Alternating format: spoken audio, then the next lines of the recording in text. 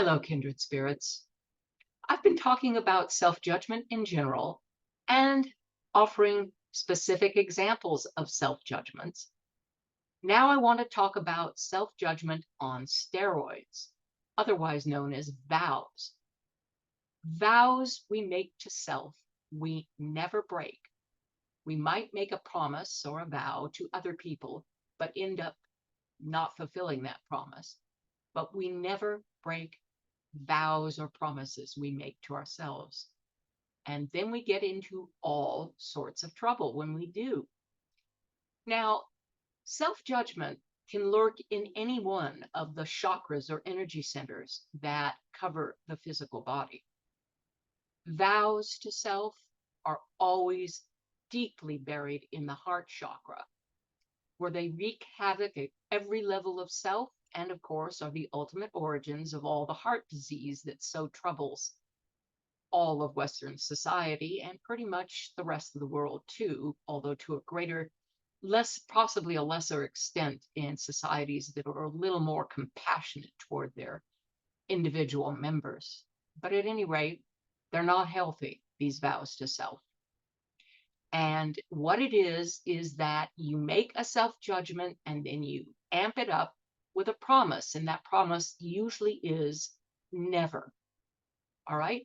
One of the vows to self I made in a very tragic past life was I can never love again because love always ends in disaster.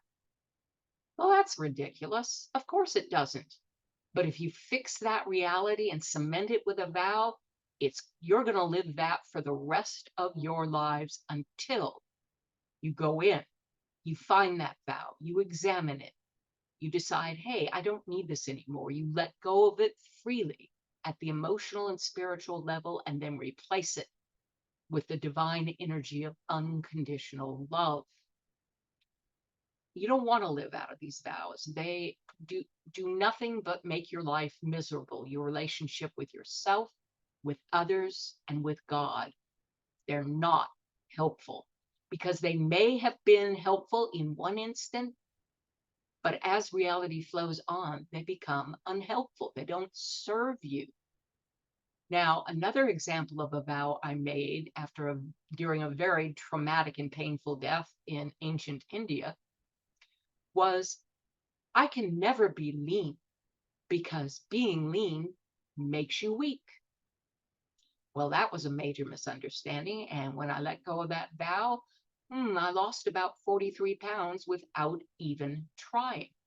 I still have a ways to go, but I expect there are other vows or issues that are in there, and I'm still open to finding them and releasing them. So there you have it, self-judgment on steroids, vows.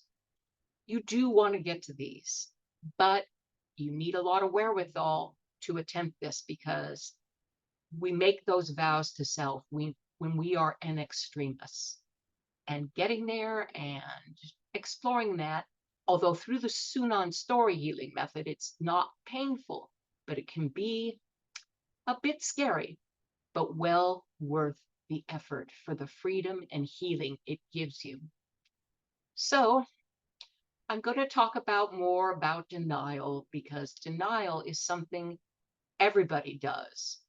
Alcoholism may be an extreme form of it, as in the disease of denial, but we all have denial to a lesser or greater extent.